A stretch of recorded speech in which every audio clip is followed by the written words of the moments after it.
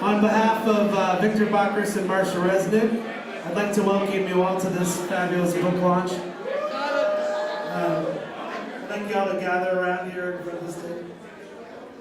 Victor, this wasn't planned, but we begged and barked and pleaded, and Victor's going to do a reading from his book. There is an after party at Bowery Electric, so you guys can continue to suck the marrow out of this moment. I beg your pardon. I beg it. This gallery is called Happening in Arturo Vega Project. I just want to remind everybody that because probably 90% of you don't know the name of the building you're in, but it's dedicated to Arturo Vega, who's a very special man to everyone. And we have a lot of stuff going on here, so I would like to invite you all to come back. I'm usually sitting in the corner, and we have a lot of cool stuff coming up, so please sign our mailing list. Thank you to Jane Friedman. Ladies and gentlemen, once again, here is Victor Bockris.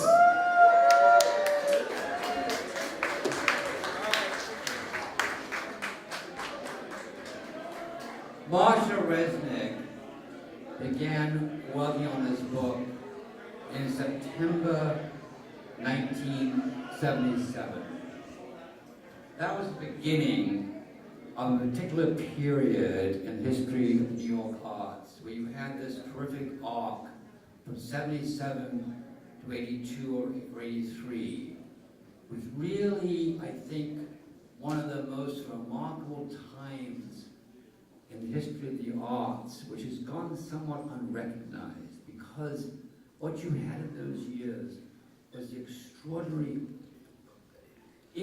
unrepeatable combination of the presence of the Beat generation, the Warhol generation, and the punk generation. I remember it so specifically because Patti Smith gave a reading at St. Mark's Poetry Project in 1974. At the end of the reading, she said, "Guess who just moved back to New York? William Burroughs. Isn't that great?" I remember thinking at the time, this is so cool because new art movements always have this need to kill the fathers. You know, rock and roll killed jazz, pop art killed abstract expressionism. But the punks had the intelligence and the sensitivity to pay homage to their fathers, the Beat generation, particularly Burroughs and Ginsberg, who both lived on the Lower East Side. In fact, Richard Hell lived in the same building as Allen Ginsberg. Blondie lived in the same block as William Burroughs, and so on. And Warhol's factory was in Union Square. It's part of the downtown scene, you know. This is very, very rare.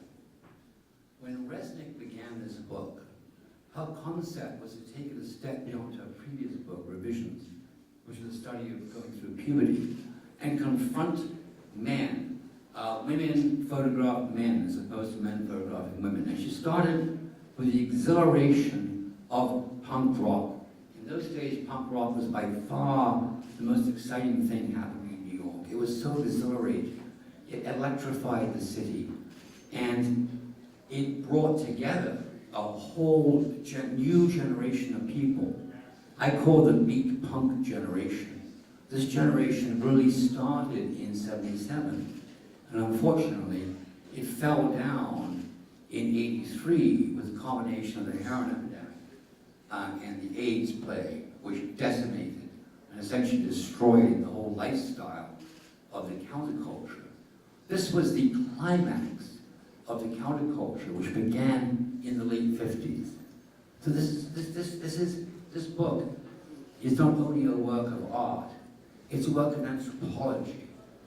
I know exactly what Marcia was doing, not that I was with her all the time by any means, but we would constantly talk over the years and look at things over the years together.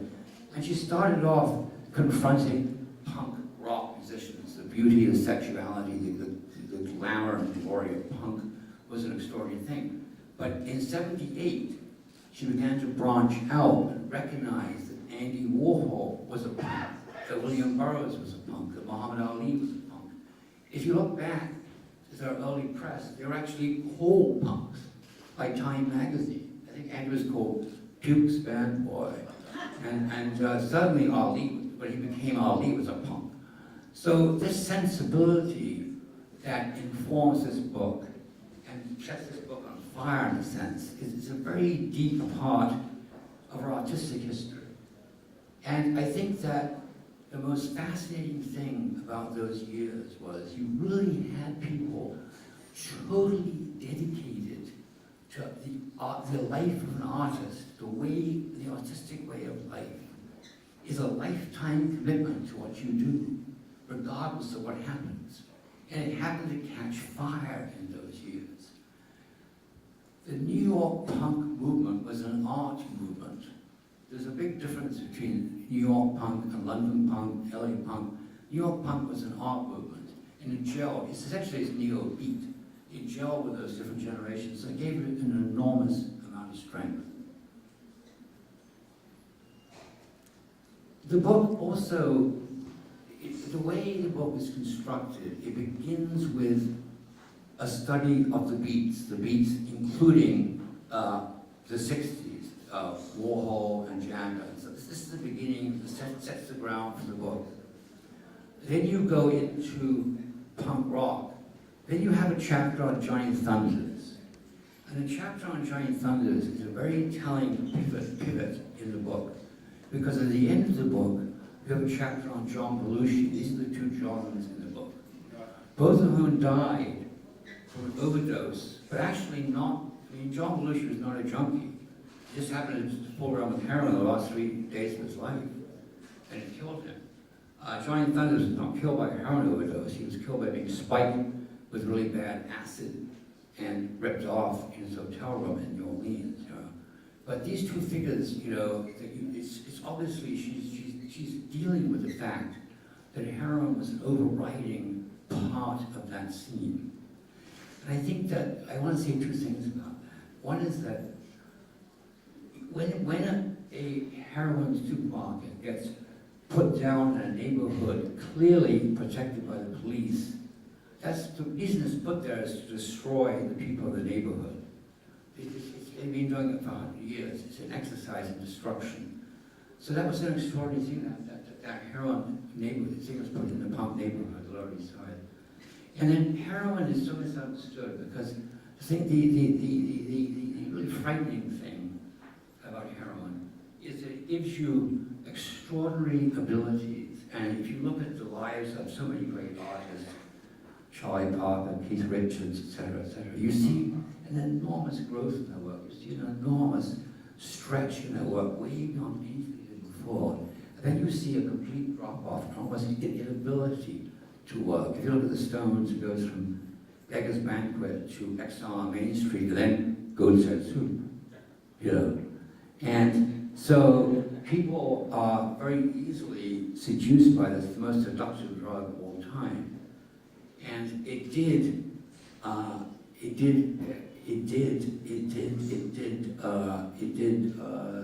play a role in the extraordinary period of 78 to 82, but it also destroyed in ways that are almost impossible to understand unless you actually have the experience. To lose everything, to lose your soul, to lose your ability to do what you want to do, is not worth it for that extra jump you got at the time. And the book confronts these things, the book celebrates these things, and most of all, it celebrates an extraordinary time and an extraordinary group of artists. Now, I always feel kind of embarrassed in talking about this because there are only photographs of men, there are no photographs of women. And clearly the art movement was not a male movement by any means. But then you have to look at the other side of the inspiration for this book, which was that Marcia wanted to confront the problems she had with men, the problems she had with sex, the problems with dealing with that thing. So looking into the eyes of those people.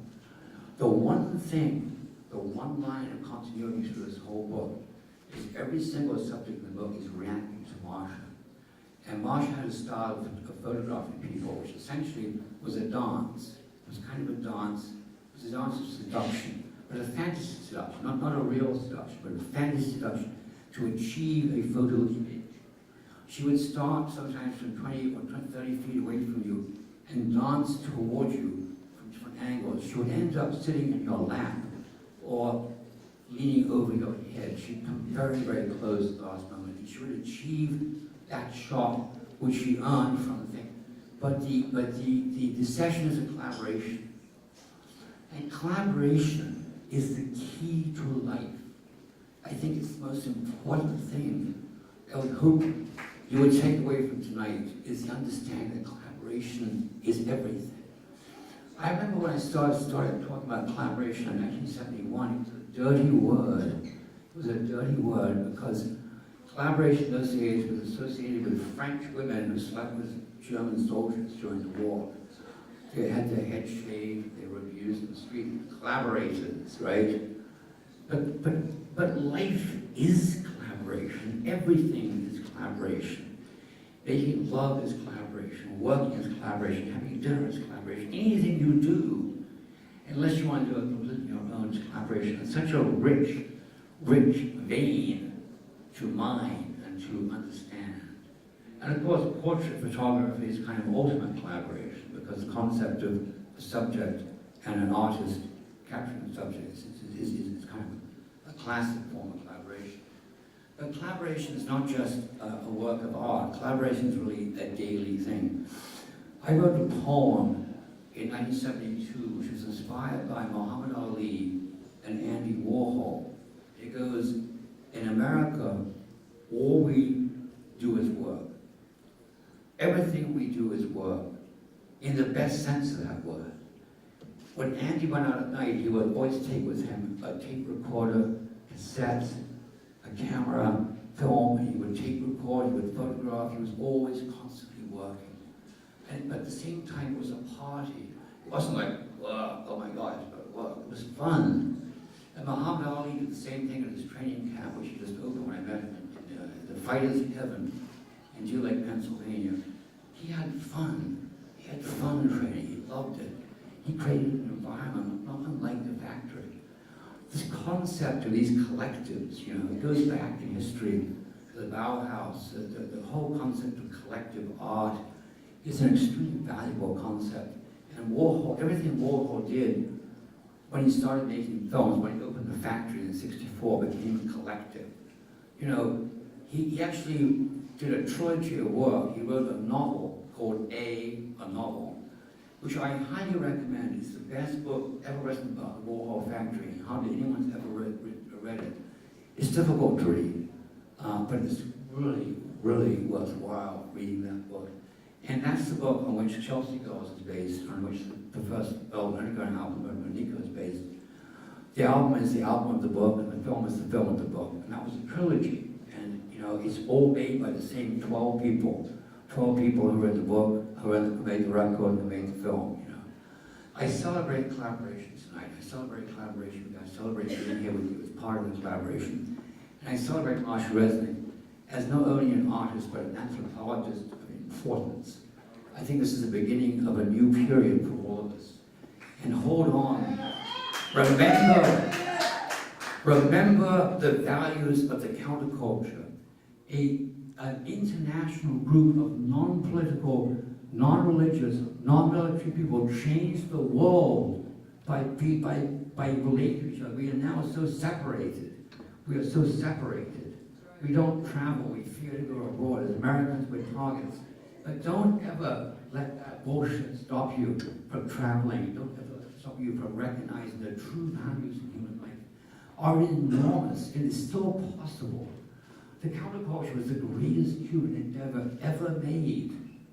And now you talk to kids in college, they have no idea what you're talking about. Never heard of it. This book is a celebration of the counterculture. The counterculture climaxed in 77 to 82. That's that really rare, unrepeatable moment when 3 generations of artists, all essentially protesting against the genocide and the H-bomb of World War II, had the same emotional basis, and in their work, their very emotional, their very romantic work. Never forget, Andy Warhol was one of the greatest romantic artists. Essentially, William Burroughs was a great romantic. These images of cold and distant are part of their image. It's nothing to do with their real work. Thank you so much for being here with me. I know you're here with me. I know you're listening to what I'm saying. I can feel it. So let's really live the life that we have. It's our life. And we don't make it happen the way you want it to happen. Really, through art. Art is the great collaborative base of everything we do. So go on, go out there and work together. A working collectives, find your partners, find people. Mick Jagger said in 1962, at that time, people in England, they wanted to discover what they wanted to do, and they wanted to discover someone else to do it with. You have so much power if you find someone else to do it with, particularly when you're very young and you're uncertain of yourself. Another person said, this book is a celebration of this concept, of this emotion, of this feeling. Thank you so much for coming. Thank you so much for sharing this time.